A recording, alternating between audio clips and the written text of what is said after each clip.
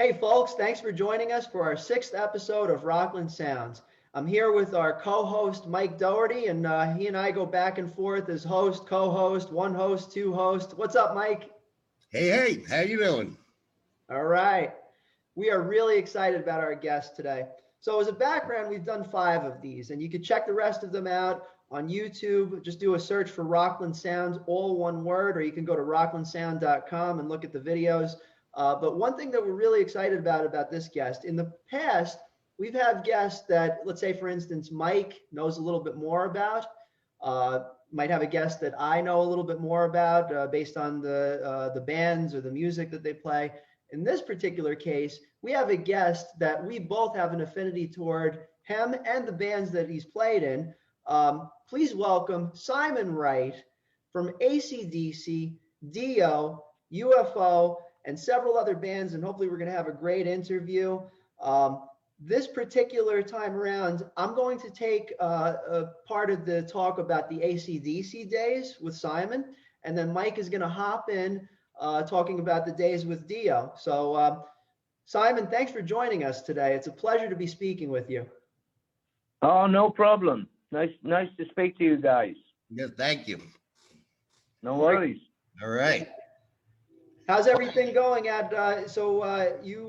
guys have been hunkered down for a little bit, as we all have, because of what's been going on for the last 8 or 9 months. So first and foremost, how's everyone in your realm of the world, family, friends, everybody cool? Yeah, everybody's fine. I think everybody's a little bit tired of it all.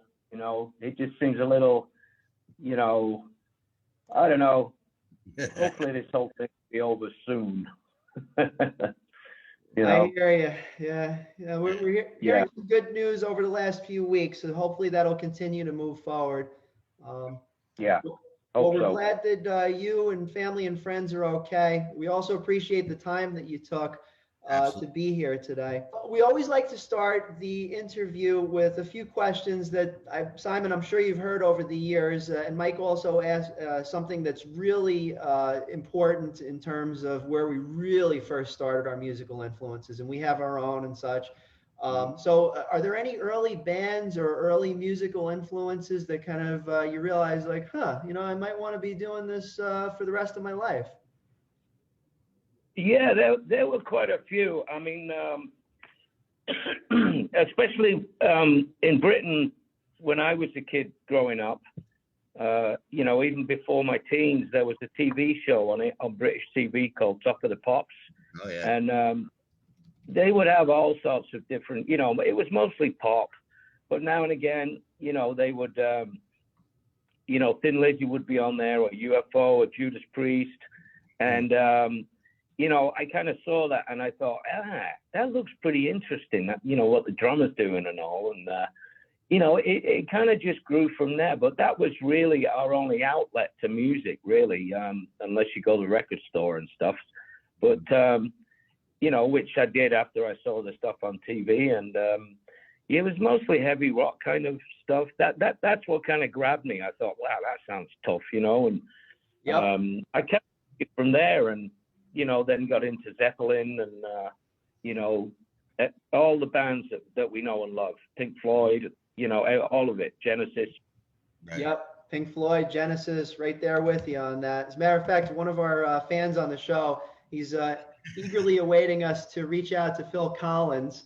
I'm sure there's a bit of a backlog in terms of interviews, but he's like, get Genesis on and everything like that. So, and I noticed you mentioned UFO. So that was on the TV show. So you were kind of like, I guess, connected in spirit with them early on, it seems.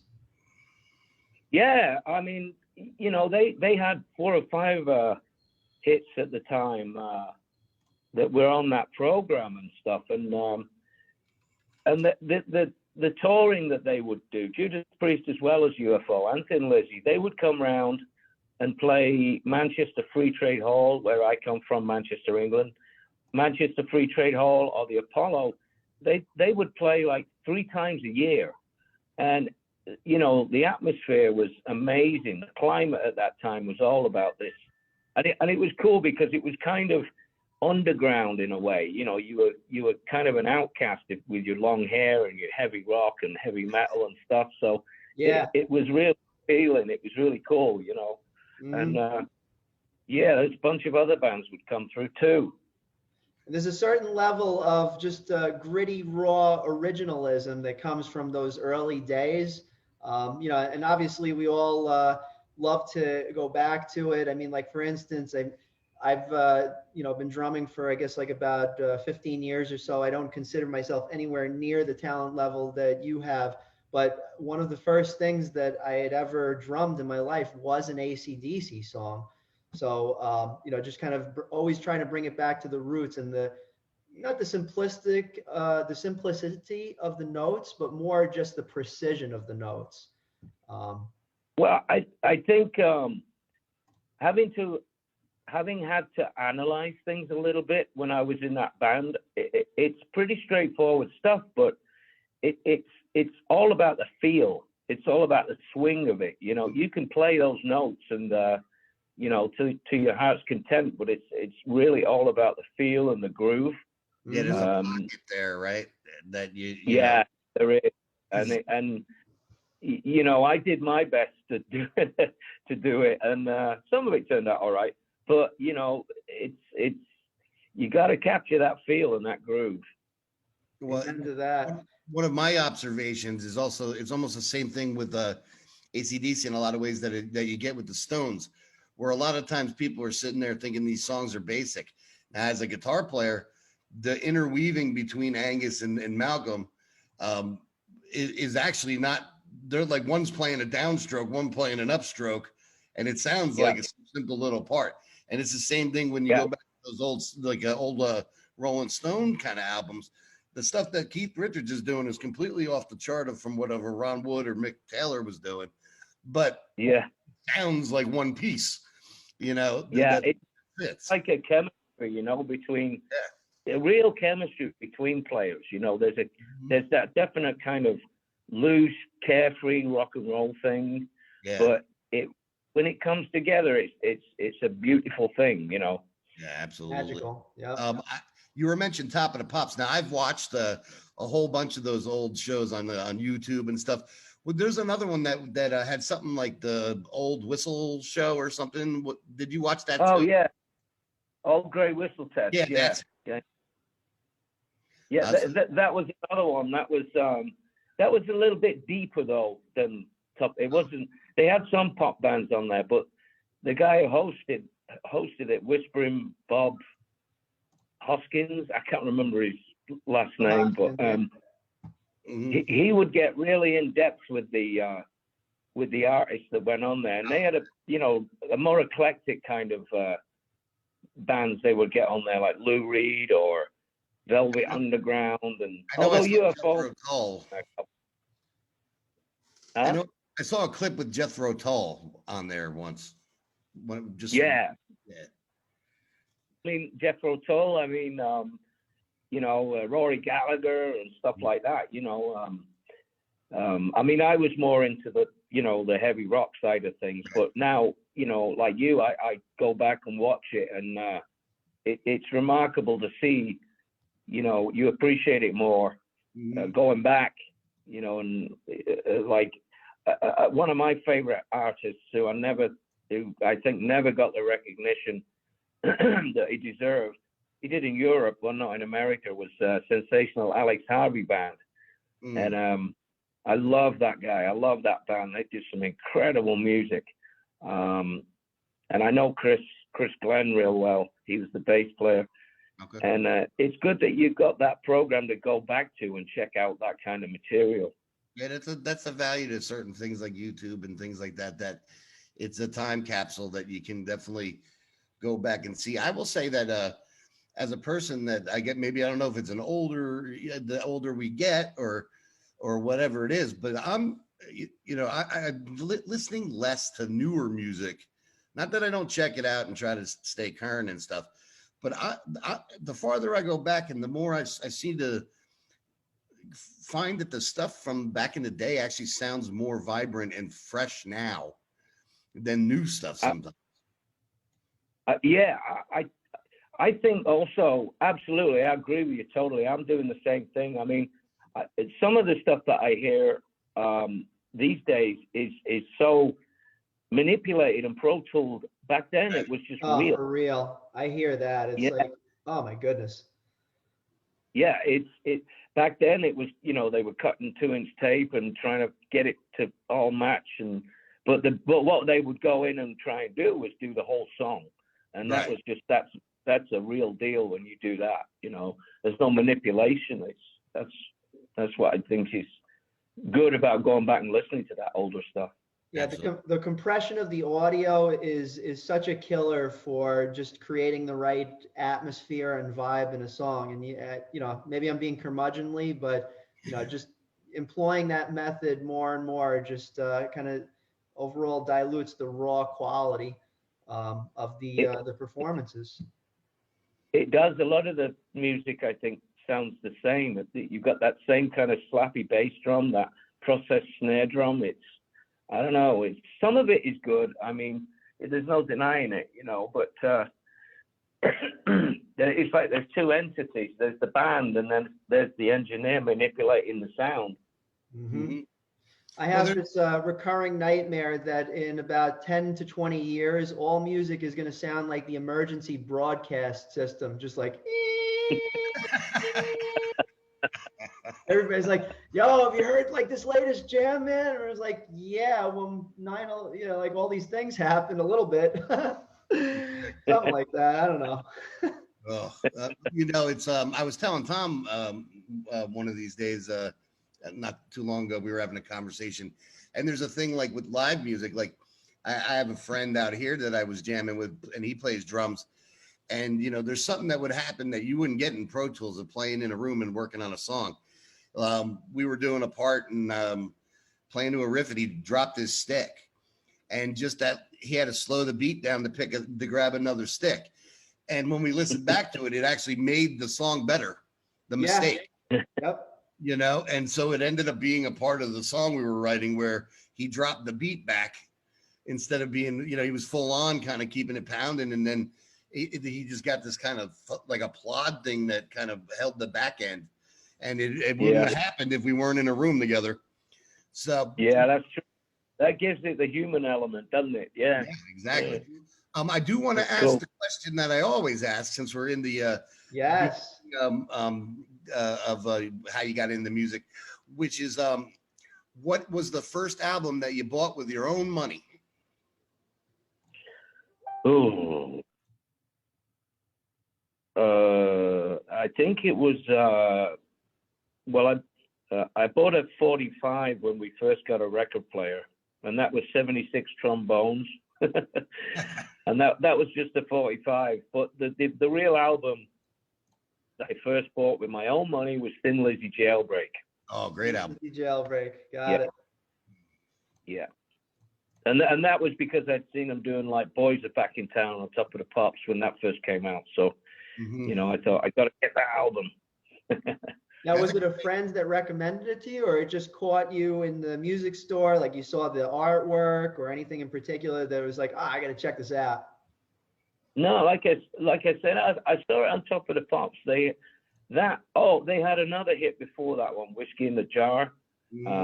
But the second, I saw that. And then, but when they came out with, Boys Are Back in Town, I think Jailbreak was off that album too. That was a single.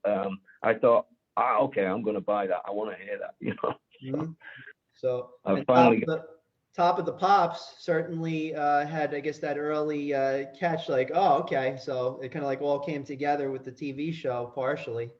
Kind of like our American Bandstand in a sense. Mm-hmm. Yeah, same thing, I think. Yeah, and a lot of people, a lot of people used to think Top of the Pops was a bunch of crap, but now, because it was all disco and it was all R&B and stuff. I look back now and I like some of that stuff, but at the time it was, it wasn't associated with heavy rock. Heavy rock was heavy rock. You were uncool if you like disco and all that. So yeah, but even the disco stuff to this day, a lot of it holds up because it was a real band playing the songs. Exactly. Absolutely. that thud, that four on the floor, and the horns and the whatever they did. It's great stuff. Yep. Now you started your career with a few local bands, and then kind of grew out from there in like the mid '70s. So Tora Tora, and then you hopped into A to Z. I think it was in 1979 it was founded, and then I guess in the early '80s you hopped in with AC/DC. But anything before we get into the AC/DC component, anything that I guess kind of moved you along in your musical tastes and your I guess your drumming technique in the early bands? Well, the first band you mentioned, Tora Tora, was really with school friends, and we did a 45, a single, and that got in to these music papers in England, which were a big deal. There was like Kerrang and Sounds, and we got in the heavy metal chart with one of the songs that we did. But that was just financed by my dad and the guitar player's dad. But it was still cool, it was like, wow, we're in the charts here. We made it. Mm-hmm. So and then the next band, A to Z, they'd already done touring. They'd been opening up for Iron Maiden and Black Sabbath, and they were based in Manchester. And I joined up after that, and we did a 45. But then we went on tour with a girl band called Girl School. Oh yeah. And that was a real eye opener to first time going on the road. It was just up and down England, but there must have been about 21 dates or so. And that was a real experience. You kind of learn what to do and what not to do. Right. So Yeah. that was cool. Reminds me of just watching Pop Culture, that movie Almost Famous, where the reporter goes with the band that's starting to gain some notoriety, and he learns very quickly, there's certain things that kind of have to fall in line with protocols and whatnot, what to do, what not to do, right? Yeah, there's only one way to learn how to do that, and that's to go out on the road and do it. Yeah. So, and then I guess after that, I joined London. I moved to London, and because A to Z kind of fell apart. So I moved down to London. I joined a band called Titan, and I finished up an album they'd already started. Les Binks was done most of the drums on it. Les Binks from Judas Priest. So, and then I was in London, and then, a friend of mine said, hey, why don't you answer this ad in this music paper? And it was for a drummer, and it was said, if you don't hit hard, don't apply. So she said, well, you hit hard, don't you?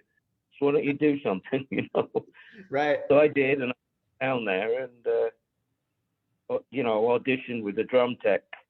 And I did 3 songs, Black Dog by Zeppelin, ZZ Top, Tush, and Shoot to Thrill by DC. And I thought I did okay. He seemed to, look up, he looked like it was going good. Sure. And he said, we'll be in touch. I thought, oh, yeah, okay, right. But he called back about 2 hours later and said, can you come back tomorrow? And I said, no, because I haven't got any money. And he said, well, don't worry about that. Just get in a taxi. So I go down the next day, and he meets me in the lobby of this rehearsal place, and he's walking me through the corridors, and there were all these flight cases with AC/DC written on them. Oh, wow. So I sort of tapped him on the shoulder, and I said, you're kidding, right? And he kind of went, nope. And I'm like, oh, fuck. So I go in, and he opens the door, and there's Mal and Angus and Cliff. Brian was back in Florida. But yeah, they were great. There was no rock star stuff going on. They were just so down to earth. And they just said, well, you want to play some? Do you know any? And I said, I know a couple, So we got to play in, and we played about 5 or 6 songs. And then we stopped, and they kind of,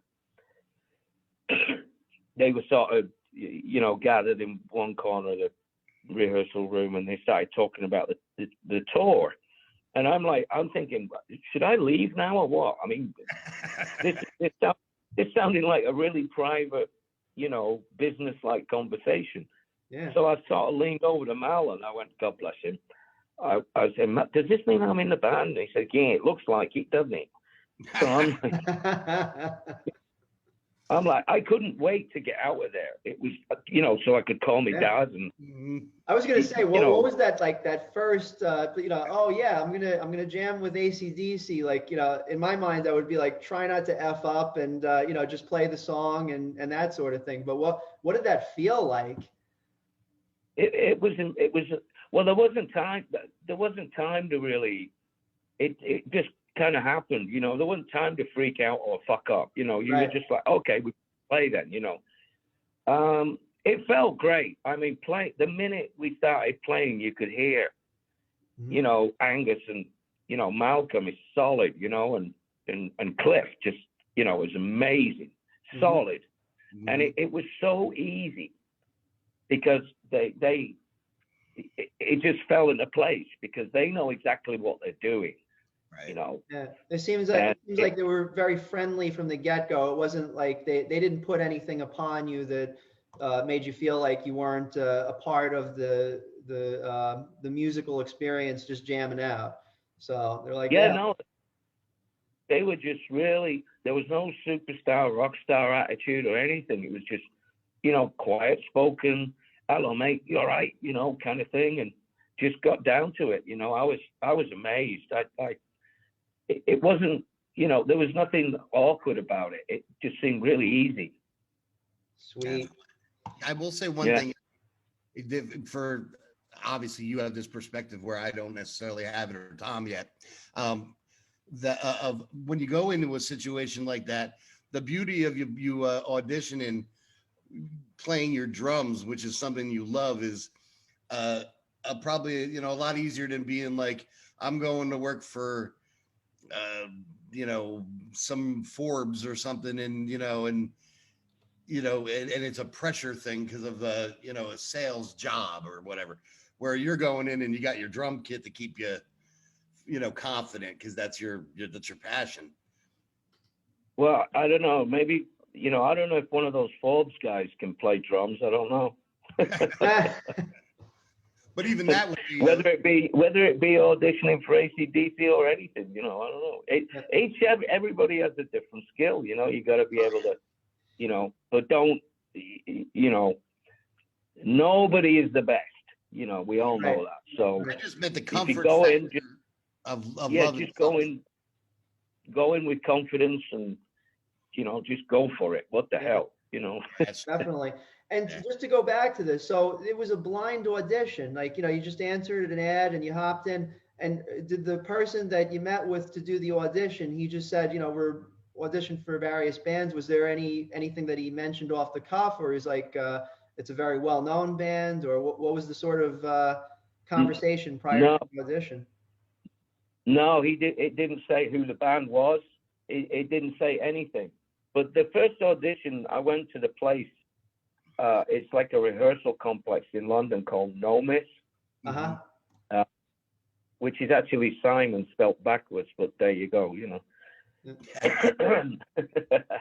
But it's a very upscale, very comfortable rehearsal place. And, from that itself, I thought, oh, well, at least this band's got a bit of money, because it's expensive to rehearse there. So I thought, oh, no, okay, I'll have a go with it. But I didn't know who the band was. So you knew that it was going to be a professional operation and there was some opportunity, but, maybe not initially how big you would get. That's got it. Yeah. That's a great opportunity that obviously showed up in your lap. That's great. Had you ever Absolutely. My whole life changed after that. I mean, good God. Yeah. Had you ever run into any of the members of the band before that, just in another musical setting or at a show or anywhere? No, I'd never met them before. I'd seen them I saw them with Bon Scott. I can't remember which year, but at the Hammersmith Odeon, they had Def Leppard opening up for them. and it was amazing. Yeah, yeah. And I'd seen them on TV. There was another program that came along after Top of the Pops called Rock Goes to College, and yeah, me and my dad sat there watching this, first seeing AC/DC live, and we're just like, what the hell is this? You know, Right. it's like, yeah. So no, I never met before. You were on with AC/DC for 3 albums. One of them is one that I certainly tuned into when I first started playing drums. So you were on for, if I'm not mistaken, Fly on the Wall, Who Made Who, and Blow Up Your Video. And Who Made Who was, I mean, just for me, just an absolute classic. And you'd actually re-released certain songs that came off of the, the original Back in Black album. You guys re-released You Shook Me All Night Long. You re-released Hell's Bells. So, and quick story, I left my house when I was like, 26 years old, and I was crashing at my friends for a few weeks and everything. And that's where I picked up drums, just very basics and stuff. But that Who Made Who album was pretty much the first thing that I dropped into the tape CD, whatever the heck I was using at that point. And I was totally tuned in with you guys. Cool. That's cool. Yeah. Yeah, it was a bit of a, I was hoping there'd be more original material on the album. I really didn't have a say in any of that, the business side of it and what was what. And, I'm the new guy, but I'm glad you enjoyed it. That's cool, Tom. Yeah, absolutely. And then what I did was I went back in the catalog from there. So Who Made Who was really like, if you will, the starting point. And then started going back into the catalog, and Fly on the Wall, tremendous. Just, my favorite off of there is Hell or High Water. Oh, yeah. Yeah. So for me, I love Fly on the Wall. I listened to it the other day. It's in my phone every time I put a playlist in my phone. I go put it back on there, and always listen to that album. So that's great. It's surprising that the it didn't get a great reception when it first came out, but I meet so many people. Not this year, obviously, because I'm stuck at home. But usually when I'm kind of out and about in Australia, Germany, or whatever, or wherever the hell I am, I get so many people come up and tell me about that album, how they love it. And it's, they reckon it's the best AC/DC album. And I'm going like, well, you have heard Back in Black, right? It's like, but I think that album has its place in the overall AC/DC kind of catalog. It was that era, it was that time. It's a little different sounding. There's not so much pop hit, catchy stuff on it. I don't know. It's just a different record and stuff, but it's amazing how many people like it. Yeah. Well, and you're speaking of Blow Up Your Video. That is an album that I went back to after the fact. And one of my favorite songs of all time of any band is Some Sin for Nothing. And I love that song. Like that's in my top 5 AC/DC songs. That's cool. Yeah, again, that was an that was great. I mean, it was great to do it. It was in a place in France called Studio Miraval, and it's the great thing about AC/DC is the whole overall catalog. One of the great things, and I think that the albums that I was fortunate enough to play on, I think we fit in pretty well. There's a difference to them, and it was a different time and era or whatever. And I'm just happy that people are kind of enjoying them at this time. Yeah, absolutely. So after Blow Up Your Video, I guess you broadened your horizons a bit and kind of started working with additional eclectic bands of that time. Dio for one, and I'm going to turn this over to Mike because Mike is a huge Dio fan. Yes, God bless him too. Yeah. We lost, and I know you were. I've seen some stuff where you guys were pretty close to each other. Now, the reason, so with AC/DC, just so that the tag in there. So you were there for the 3 albums. Now, did you leave because you you chose to, or I know they take a lot of time sometimes between albums. Was it wanting to stay busy, or? Yeah, it was a combination of a lot of things. I mean, you can't take away from the brilliant music that AC/DC create. I mean, and I never would. But, I guess I hate the word artistically, but I guess artistically, I mean, I just needed to move on. Right. With regards to, that's who I am, as a drummer. Mm-hmm. And I'd been with the band like 7.5, 8 years, and I just needed something else. I needed to grow a bit more as a drummer. Okay.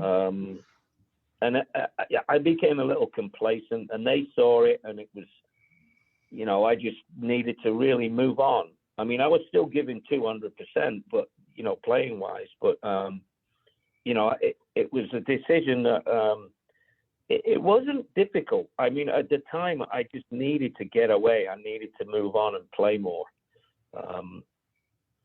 And luckily enough, a friend of mine knew Wendy Dio, and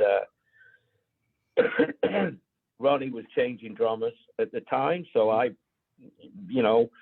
managed to get in there, and we got along great. He had a whole new band, mostly younger musicians and all. Rowan Robertson, Teddy Cook, Jens Johansson. It just felt great. We went more or less we rehearsed for a couple of weeks, and then had a week off, and we went straight in the studio to record the album Lock Up the Wolves.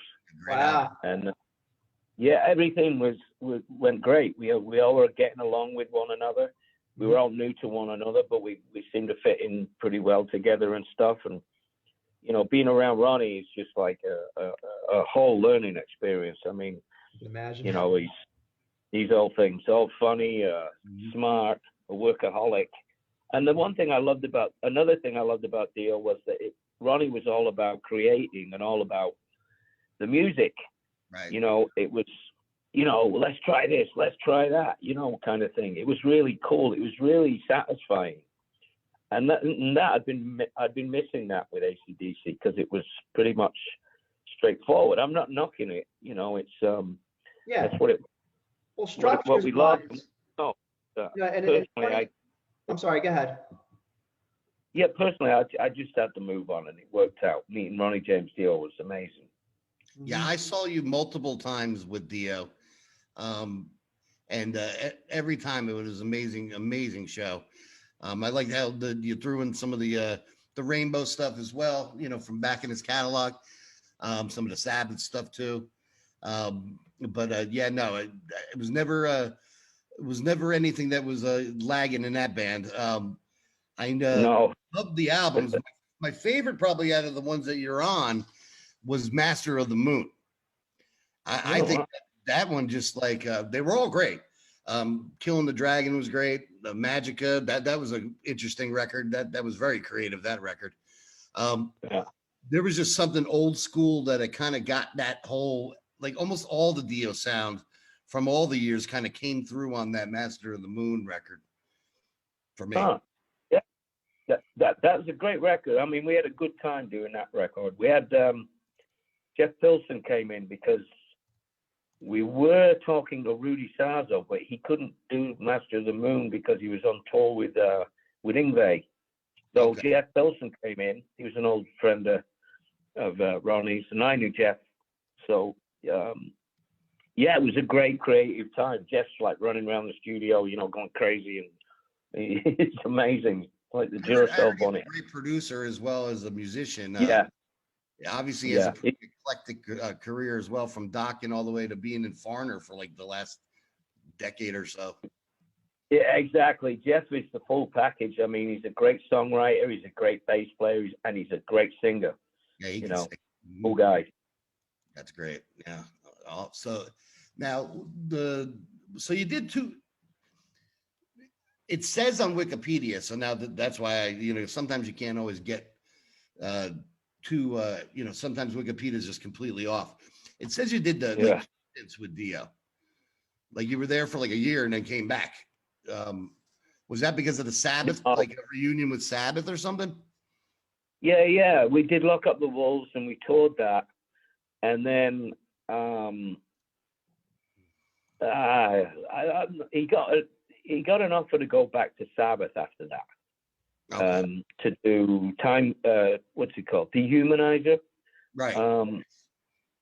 And we all wished him well. I mean, and it's obviously he can do whatever the hell he likes, but he explained to us what was going on. He'd had this offer, and he'd been talking with Geezer and Tony, and we did nothing but wish him well. I mean, it was a shame that the band had to just, he said he was coming back after I do this Black Sabbath album. We're going to reconvene, so to speak. And, unfortunately that didn't happen. But no, he ended up going off doing the brilliant album, Dehumanizer. It was great. But it is a shame that we couldn't have carried on a bit more with that band, because we were getting really tight. And it would have been interesting to hear some of the songwriting ideas, because there were some brilliant musicians. Lock Up the Wolves band was a great band. That's a great album too. It had, like, if I remember offhand, I know it's in my phone as well. They had the songs like "Hey Angel," right, and stuff like that on it. Yeah, it had some more commercial stuff on it, but it also had some really, there's some deep stuff on there too. I think, like Between Two Hearts, My Eyes is pretty cool. Right. And it was a great time doing that album. It was really refreshing. As you reconvened with the Dio band and Ronnie, did you ever, as you ended up being there a while, did you ever have any any influence on, say, the business end of the Dio band, or building or working on the songs, like as far as a songwriter? He did make me a songwriter on some songs. Okay. But that wasn't until Killing the Dragon. Okay. Gotcha. I think I've got a couple of songs on Master of the Moon. It's because we spent so much time together in the home studio and working on songs. I'm messing around with the drum machine, and because how sometimes, if you get guitar players sometimes playing with a drum machine, it sort of sounds a bit like a drum machine. Right. Yeah. So, well, it's like those little minor aesthetic changes that, like we talked about before, just having just a little flair in there, Yeah, and also sometimes guitar players put stuff in there that is impossible to play for a human drummer. It says here that you played on "Living the Lie" and wrote the songwriting credit. I mean, "Living the Lie" and "Death by Love" off that album. That's right. Yeah, we were messing around with a lot of the songs and stuff, and he said, "You deserve this." So there you go. And I was like, "That's great, magic." Yeah. cool. Definitely a solid body of work you're picking up there as we were going down the line there, Simon. Yeah, it was great. It was great fun, but it's hard work as well. But I enjoyed all of it. And some other, full circle, UFO. Had some albums with them, and anything, Mike? Maybe you mentioned about some UFO days and whatnot. Actually, to be honest, I'm getting into UFO a lot more now. They never kind of clicked with me initially, and then there's a lot of people that keep mentioning them over and over and over and over. So they started. I picked up some stuff from them, and I've been watching some old concerts on YouTube and different things, and I think they're still around in some version, or they were recently. Yeah, they were. They still are. Yeah, but they didn't get. They were on their final tour. And in this state,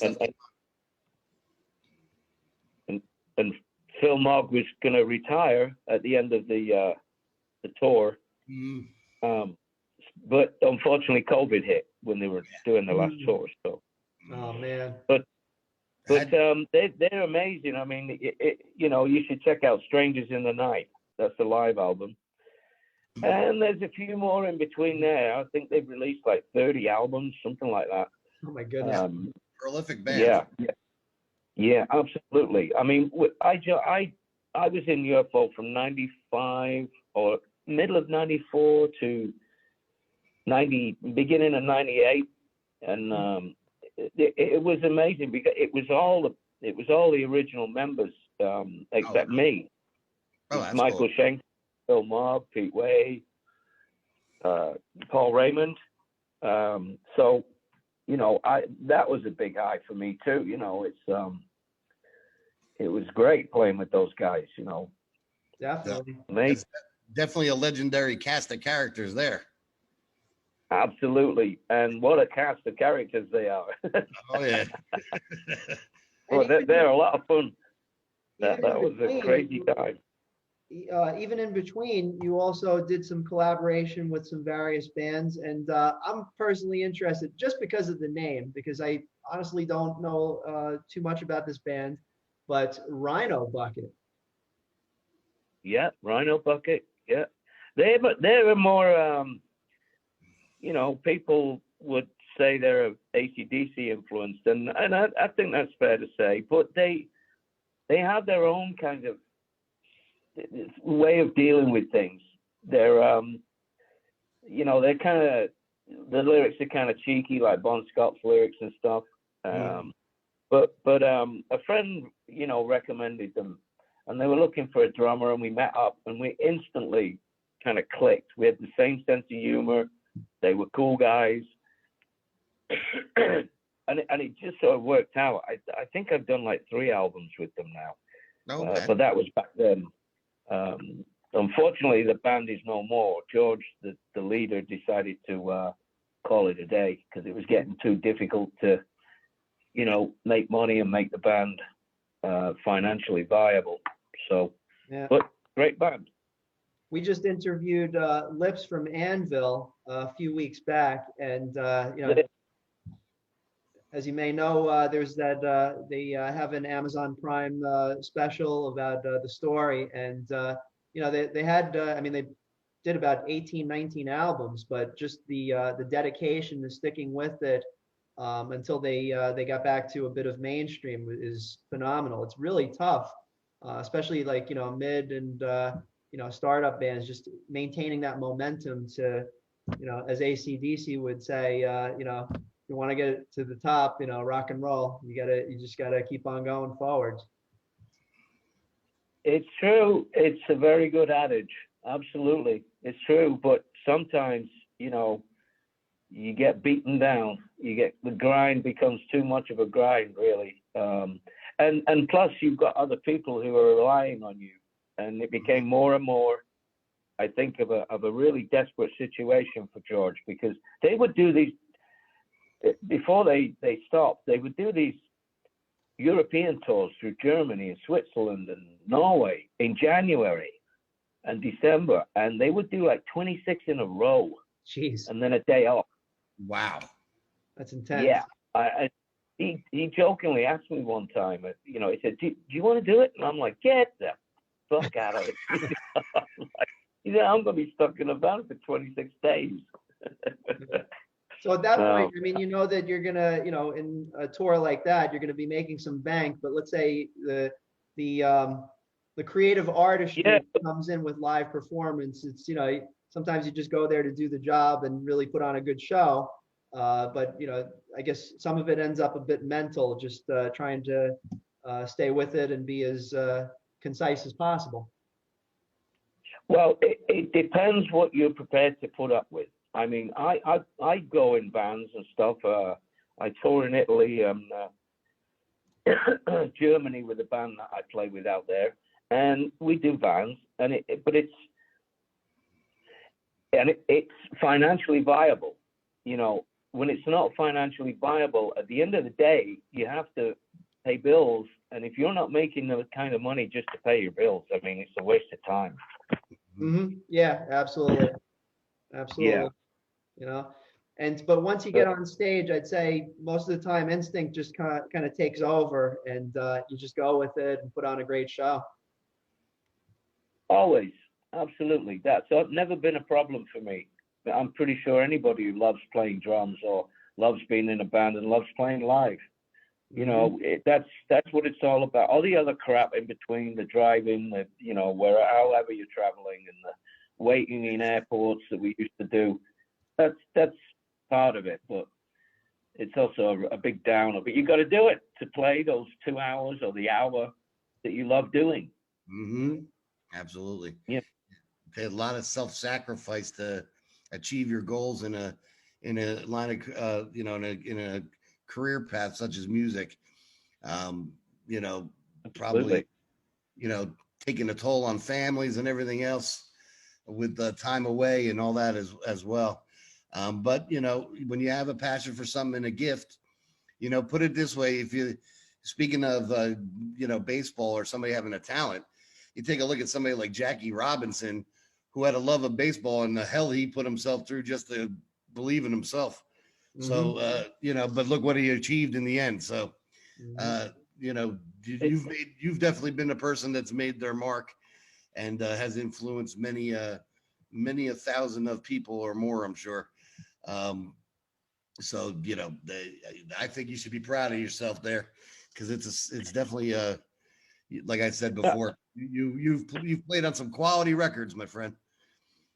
Yeah, I've been lucky, but you know, once you get it, you've got to work. You know, you got to do all the stuff, and you got to be a cool guy. You've got to get along with people and stuff like that. Which, you know, so far so good. Well, some people, never mind. But you know, you just got to be, you know, a little bit open-minded. Keep your ears open, listen, watch, and learn. And that's the best advice I can give after all these bands and projects that I've been involved in, which I'm very lucky to have been involved with. Some of them, obviously, you know, it's just been, wow, I'm there, I'm doing that. That's incredible. How did this happen? But, you know, you still got to work it when you get there. And that leads me to another question I have about some of your more recent work, if you will. So it seems that you have an ongoing relationship with the members of Queensryche in various incarnations, and you know, obviously, a bit of years ago there was a split between Jeff Tate and the rest of the bands, and they were able to negotiate out what parts of the brands they were able to tour with. But I see that I think you participated on multiple sides of that coin. You know, for instance, with Operation Mindcrime and Jeff Tate's Queensryche. So I sense a thread in all of your bands that you've participated in is just kind of like, you know, a bit of going with the flow, but always maintaining good relationships. And how did that play out in Queensryche? Because it seems like it was a bit contentious, you know, at certain points over the last decade or so. It wasn't contentious for any of us. It was very contentious for Jeff Tate. Gotcha. Some of the abuse and some of the, you know, all the internet stuff that was aimed at him, and we were still on the road, and you know, this was being me, Rudy Sarzo, Robert Sarzo, Kelly Gray, and Randy Gain. Kelly Gray and Randy Gain had played in Queensryche before. Okay. You know, me and Rudy and Robert hadn't, but you know, we became a really good band. We were doing the whole of Operation Mindcrime, but on the road, you know, Jeff was the one who was handling all the criticism. You know, we were just in any way we could. We're trying to back him up, but you can only go so far with it because it's about Jeff and the rest of the original band. So it was hard but we got on with things. That's good. Yeah. So it seems like, you know, just as far as keeping the original music out there, being able to tour and present it in front of the raving fans, that continues forward. Did you? Was it? We. I'm sorry. We did some big shows, and the audience. You know, there were a lot of shows that were sold out, and we were playing some of the bigger theaters. I mean, it was a great run. It was about 3 years with doing that. Sorry, go on. Okay. Go ahead, Mike. You had a question.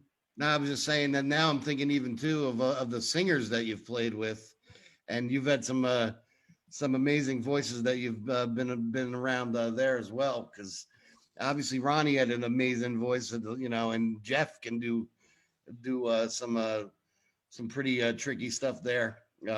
As a singer, I can tell you it's not easy to hit some notes like that. And then Brian Yeah. is unique unto himself. So, and he can sing, Yeah, people like kind of, think about him as a scratchy voice. He's singing. So, there's definitely that. I like the Operation Mind Crime stuff. And Jeff is a very, seems to be a very artistic person, liking to make new music and not rely on just back in the day.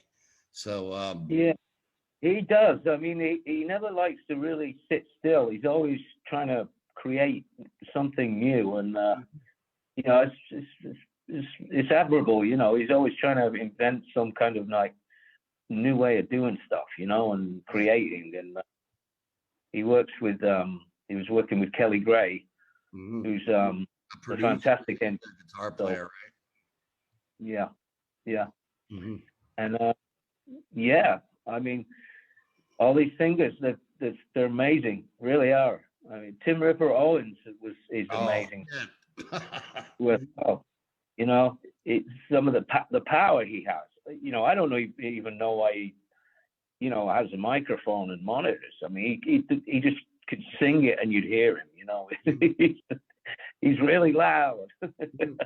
I don't know if this is a myth or a legend, but I heard a story back in the day about Yngwie Malmsteen playing, and then he had the singer Jeff Scott Soto, and something happened where the PA went out on his vocals or something, and he was able to sing over the rest of the band, and you could hear him with no problem. Jeff, yeah, I've run into Jeff a couple of times. I think we're doing some kind of charity work, Toys for Tots or something. Anyway, yeah, amazing singer, really strong, nice guy too. Yeah. Wow, he must be singing loud to get over Yngwie. Well, yeah, that was back in the day quite a bit. So maybe the power of youth was able to help, even though he does have strong pipes. Yeah, the youth. Power of youth, yeah. Yeah, but one other thing though that you brought up, him doing maybe a charity thing like Toys for Tots. We see that you traveled to Iraq and Kuwait and stuff, right? Or on a side band to play for troops. I see. Yeah. We got invited to go to Iraq, and we went through Kuwait, and it was for the armed forces. And yeah, it's amazing when you're there. I mean, the people, the troops that you meet and the people, they're just so dedicated, and you can do nothing but, embrace it. You shake their hand and give them the best you can give them. And it was a band called Big Noise, and we were doing it. Was Phil Susan, Jolin Turner, and Carlos Cavazo, and Alex Bubenheim on keys, and we were doing AC/DC, Quiet Riot, Aussie songs, and they were just loving it. I mean, and we just loved doing it for them, because those people are like, the best. Absolutely. It sounds like you're doing a good thing, and it's a lot of fun. So that sounds like it's a blast. Now, moving into currently, you're working with It's Heaven and Earth, right? Yeah, that's one project. There's more time these days to do more of the recording projects and stuff. Heaven and Earth, a great band. They're like a classic rock band. Classy stuff. My friend Stuart Smith is the guitar player. I've known him for quite a few years now. And they released 3 or 4 albums before this one. And Stuart asked me to come on board and do this one. And I said, great. Yeah, no problem. I know the bass player, Lynn Sorensen. He played with Paul Rodgers and Bad Company. And I know Lynn. So it was really easy. playing with your friends and stuff. And we wrote a bunch of stuff together too before we went into record, so that was cool. And besides that project, I just started another one. It's called Of Gods and Monsters, and the singer is Kevin Gooch. The singer. I don't know whether you know him or not, but he's great, really nice guy. And that's going to be me Bjorn England on bass, and Ira Black on guitar. Oh wow! I go in to start recording on the 16th and the 17th, so I can get the drums. That's nice, early badass. And if I'm not mistaken, hopefully I have this right. Please correct me if I'm wrong. If anybody would like to connect with Of Gods and Monsters, I believe it's on Facebook at facebook.com/Of Gods and Monsters Music. I'll post a link into the video. So cool. Yeah, totally. So we're just rounding out toward the end of our time together. Let me chime in 1 second. Sure, so sure. Doing that, there's also Heaven and Earth Band.com to promote them as well. Heaven and Earth Band.com. Yeah, the album should be out I think March of next year on Frontiers. Yeah, the great melodic rock record label they are, and very supportive of even some of the older bands that are still around, hanging out, keeping it alive. And Simon, for the recent work that you're doing, and for those of you that are listening in, you can check out the Of Gods and Monsters Facebook page at facebook.com/Of Gods and Monsters Music. Mike, I believe you have the link for Heaven and Earth. Yes, heavenandearthband.com. So you can check out the music that they've made before, Simon, and the upcoming project that Simon's participated in, and enjoy their music there as well. That's really great. And Simon, are there any other projects, and not even music related? I mean, you obviously participated in helping to keep the spirits up for our troops overseas. Any other endeavors that you like to devote your time to? Not really. I mean, I got to do a lot of work on this new house, which I don't mind doing. Yeah, I hear you. But it's mainly, I'm not, it's like a lot of the gardening and stuff like that, which I really enjoy. It's really peaceful and gets you away from all this coronavirus shit. Yeah, for real. I hear you. So you said gardening? Yeah, digging up and replanting and irrigation. So, yeah. My girlfriend and I, we like to grow tomatoes. Oh, yeah, tomatoes. Make the sauce. Yes. Yeah, like a paisan, I'm part Italian, she's part Italian, and but then the other half on her side is Irish, so she just reminds me of that from time to time. Pint of Guinness, that'll work. Yeah, that's my household. Pint of Guinness while you're growing the tomatoes. That's right. That's my house as well. As I'm Irish and my wife is Italian, so we got to go. Right. Yeah. I'm just British. Huh? You're British, yeah. Well, it's nice talking with you guys.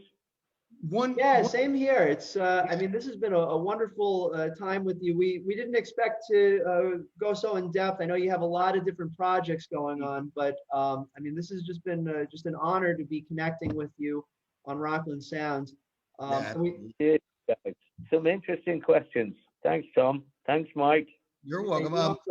When the music pieces come out for both, please send over some links, and if you want to hop on the show again just to talk about the the structure of the songs, or really anything you want, just feel free to come on back at your convenience.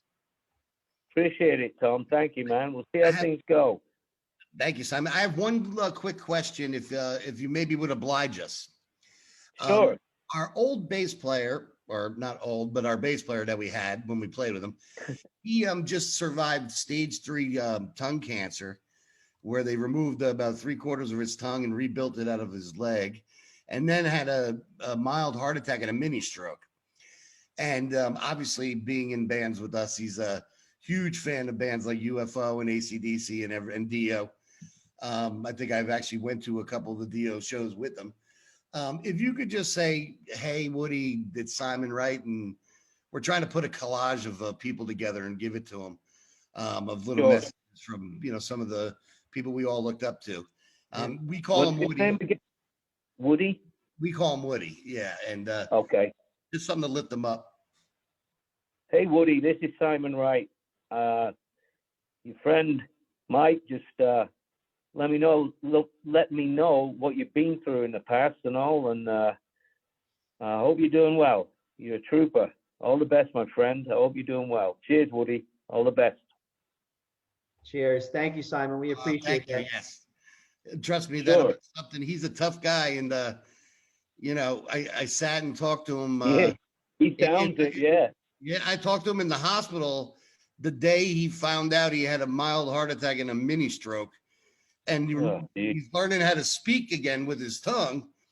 And I sat there on FaceTime talking to him, and he's just laughing and joking around, and like, yeah, it is what it is. So, well, you got to do that. You can't let it get to you. You got to get on with things. That's it. Yeah. So his attitude is amazing, and that's cool. We think when he gets to hear some of the messages from people like you, I think that's going to be an added boost there. So I'm really thankful. Thank you. Same here, Simon. Thank you so much. Well, Simon, we really appreciate you being with us today. You went through a multitude of the different bands and the influences and all of the history that goes behind your musical talent and your drive for putting out good quality songs and albums and performing live. So it's really an honor for both of us to really be connecting with you and just learning more about you and your breadth of work. So we really appreciate it. Please come back anytime if you have, when new material comes out for Heaven and Earth and of Gods and Monsters. We would love to know about what's going on with you. Thanks, you guys. It's been a real pleasure talking to you both, and good questions there. Oh, thank you. Yeah, sure, man. Thanks for. I enjoyed myself. You guys take care. Thank you. We enjoyed it as well, and safe. It's an honor. Okay, cheers, wonderful. Guys. So that's Simon Wright from a multitude of quite awesome bands over the years. Just for now, I'm Tom Osa and Mike Doherty, and this is Rockland Sound. We appreciate all of you that have tuned in for this episode, and stay tuned because in 2021 we have a multitude of surprise guests that are going to be popping in from time to time.